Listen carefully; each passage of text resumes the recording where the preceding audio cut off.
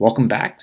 Today I'll be tasting the Achromatic Stout clone that I brewed in a previous video, which will be linked down below. This base beer is split into two batches for secondary fermentation. It had an original gravity of 1061 and finished at a final gravity of 1020, giving this beer an ABV of 5.4% alcohol. If you remember from the previous brew day video, I split this beer in the secondary, with one being aged over vanilla beans and cacao nibs like the original recipe calls for, and this one met its final destination in the keg. Second beer was aged over spices that you might find in chai tea that included cinnamon, cloves, nutmeg, allspice, ginger, and cardamom. This 1 gallon of beer was then bottle conditioned for 3 weeks before I tried it. So let's try these beers. The stout that was aged over the vanilla and the cacao nibs has a rich, thick head with a sweet aroma with mild chocolate and roasty notes, but lacks any vanilla aroma.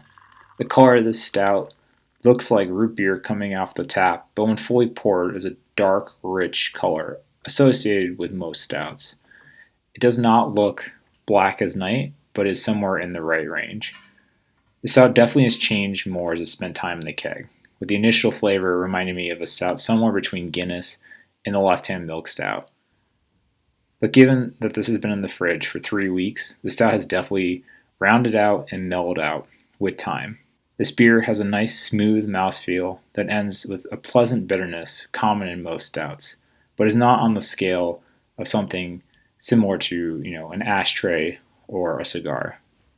I think this beer overall is great, but it would just be improved by having a slightly higher ABV, such as 7 to 9%, and also increasing the vanilla and cacao nibs to make this a more complex beer, most likely doubling both of these based on the amount of volume that I had, which was about 2.5 gallons.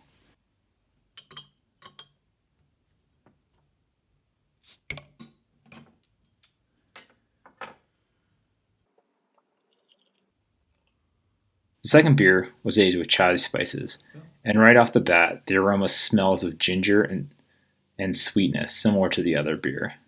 As for the flavor of this beer, the spice profile reminds me of Christmas in a glass, with strong notes of ginger and cinnamon being the defining spices of this beer.